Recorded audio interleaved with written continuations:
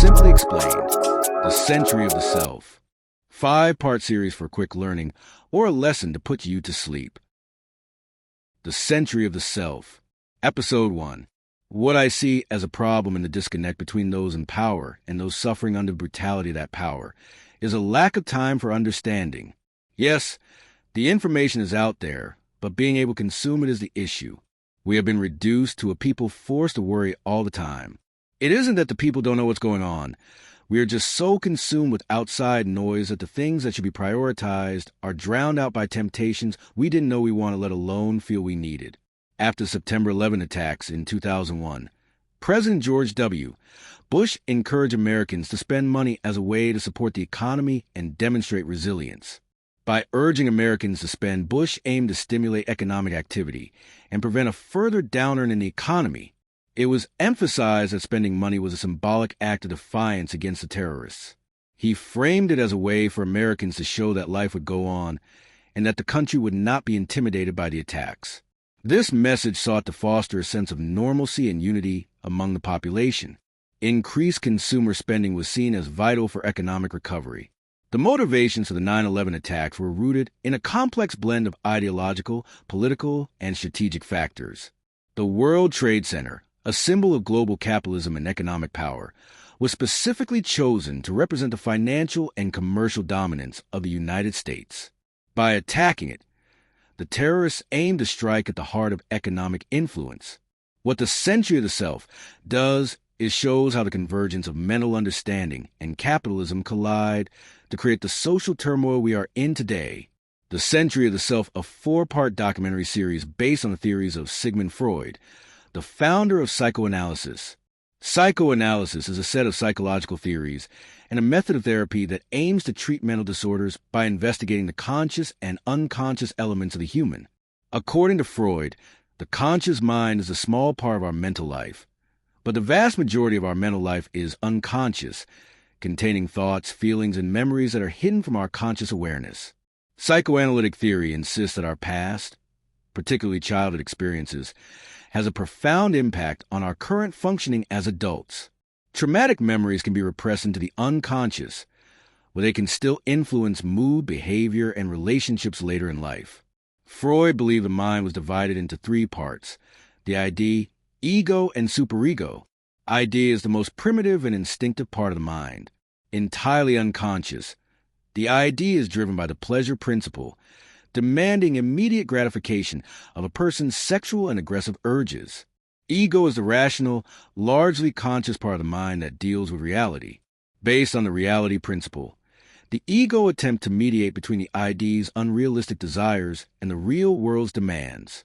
It works to satisfy the ID's impulses in a realistic and socially appropriate way. Superego is the part of the mind that represents our internalized moral and ethical standards. It acts as our conscience, representing our sense of right and wrong. The superego works to suppress the ID's unacceptable urges and makes the ego strive for perfection. These 3 distinct parts often lead to internal mental conflict between desire and things that are socially accepted. A more scrutinized theory of Freud was psychosexual theory. Psychosexual theory suggests that an individual's personality develops through a series of 5 childhood stages, with each stage focusing on a different erogenous zone. The first 3 stages, which take place in early childhood, are the most critical for shaping adult personality. The oral stage focuses on the mouth, with pleasure derived from sucking, chewing, and feeding. Conflict arises during weaning. Improper handling can lead to oral fixations like smoking or overeating in adulthood. The anal stage centers on bowel and bladder control during toilet training. The way parents handle this conflict, whether overly strict or too lenient, can lead to either an anal retentive, orderly, or anal expulsive, messy adult personality. The phallic stage focuses on the genitals and is where the controversial Oedipus and Electra complexes occur. The Oedipus complex is a boy's unconscious desire for his mother and rivalry with his father, while the Electra complex is a girl's desire for her father and rivalry with her mother. In the latent stage, sexual urges are repressed as the child focuses on social skills and intellectual pursuits. And in the genital stage, which begins in puberty, sexual interests mature and the focus is on forming intimate relationship. The Century of the Self argues that the pivotal figure linking psychoanalysis to modern capitalism and politics was Freud's nephew, Edward Bernays.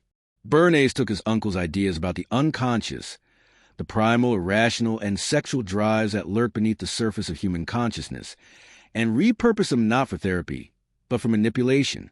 He invented the fields of public relations and consumer engineering. The series traces his evolution through 4 key stages.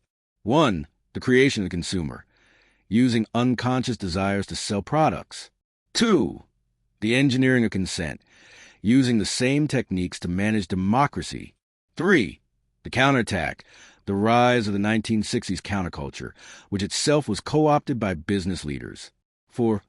The triumph of the self, the emergence of society where expressing one's inner feelings became the primary goal, transforming both the individual and politics. If this is the type of information you like, give me a thumbs up. If you want to be updated when the rest of the summaries are uploaded, hit that subscribe. Thanks for sharing your time. Thanks for listening. Remember, what you let into your world will affect what comes out of your world. Pay attention to what you see and understand what you are doing. Don't forget to like, comment, share, and subscribe.